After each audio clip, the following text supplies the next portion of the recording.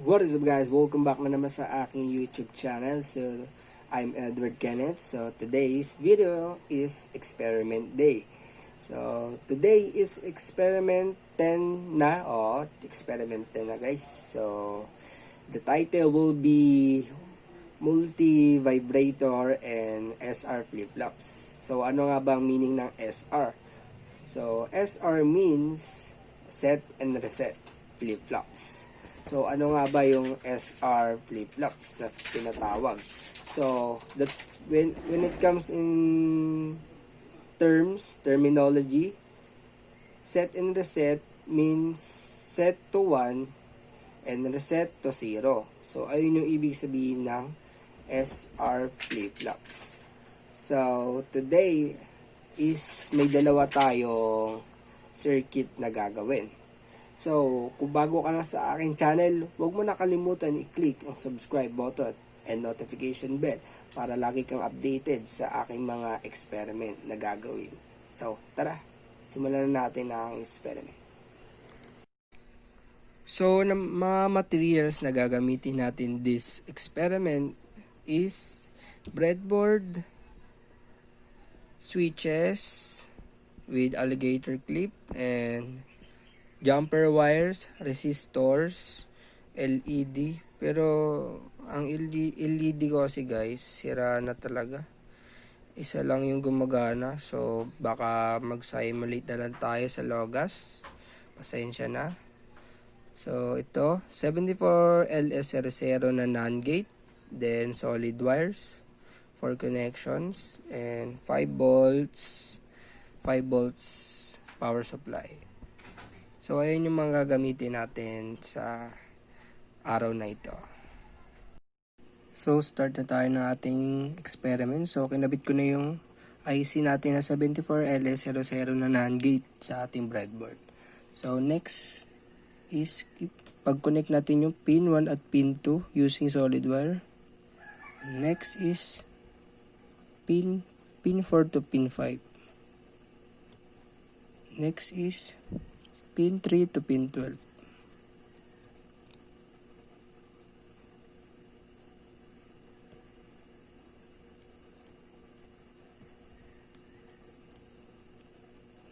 Next is pin 6 to pin 10.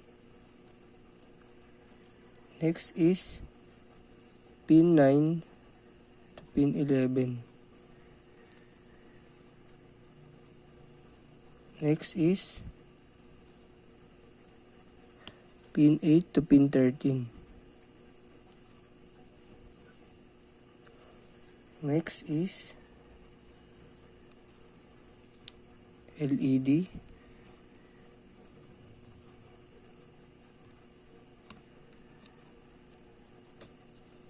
Next, another LED.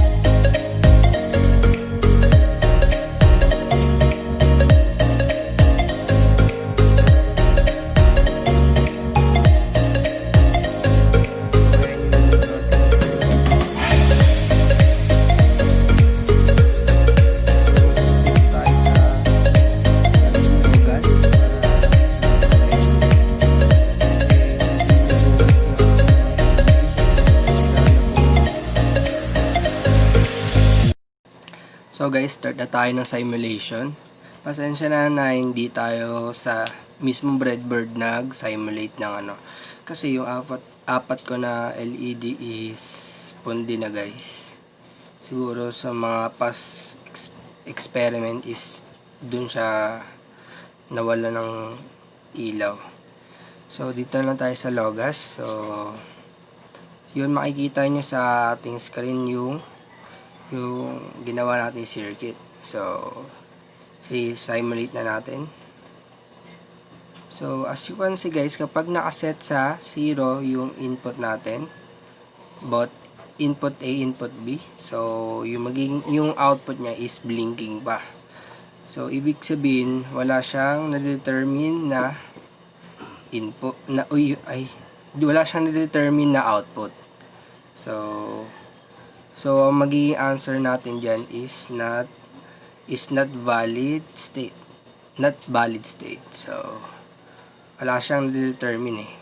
So doon naman tayo pag ni-switch natin yung input B, or which is yung D2. Tingnan natin. So yun, nag-switch yung ion 2 at yung ion 4.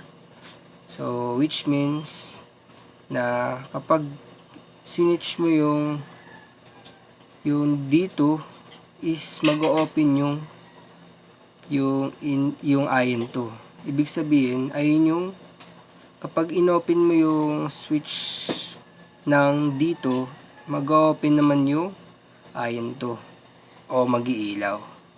Doon naman sa ion 4, kapag yun nga, pag ini-switch mo rin, switch on mo siya, mag-iilaw siya. Ang kinaibahan lang kasi kapag tinurn off mo yung switch na D2 is mamamatay yung ion 2, at yung ion 4 naman is magre-remain siyang iilaw. Iilaw pa rin siya. Ibig sabihin parang ayun yung last mong napagana, parang ayun yung memory ba, kumbaga. So doon naman tayo sa D1. Yun. So as you can see guys, nawala yung ion 4 na kaninang nakailaw kahit naka-switch off yung D2. So kasi inon na natin yung D1. So yung ion 1 at ion 3 naman yung umilaw. So as you can see, umilaw yung ion 1 natin kasi ni-switch on natin yung D1.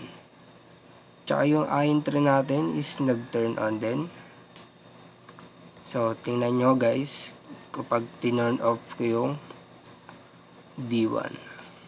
So kita nyo na umiilaw pa rin yung ion 3. Kasi nga, kahit i-turn off mo yung input mo, mag-turn on pa rin yung ion 3. Kasi ibig sabihin nun, ayun yung last mong tinurn on. Bali siya yung na-remain nyo yung kung ano yung ini-switch mo. So try naman natin kapag pares naka-switch on. So as you can see guys, na umilaw yung apat na LED natin or yung output natin. Yun, kita naman. Then switch off. Yun. Kasi kanina yung nauna nating ini-switch is yung D2. Kaya yung D2 yung na-remain. Ay yung input, yung ion 4 yung na-remain. So doon naman tayo sa kabilang circuit. Let's go. So proceed naman tayo sa circuit number 2. So unfortunately guys, hindi tayo nakapag breadboard kasi kulang tayo ng materyales for circuit 2. So, hindi naman siya hindrance para hindi tayo makapag-simulate sa breadboard. So, may other way naman using Logas. So, as you can see guys, sa ating circuit number 2 na may 3 switches na and 5 LED. Ang di lang na iba is yung 4 na NAND gates. So, try na natin mag-simulate. So, play ko na.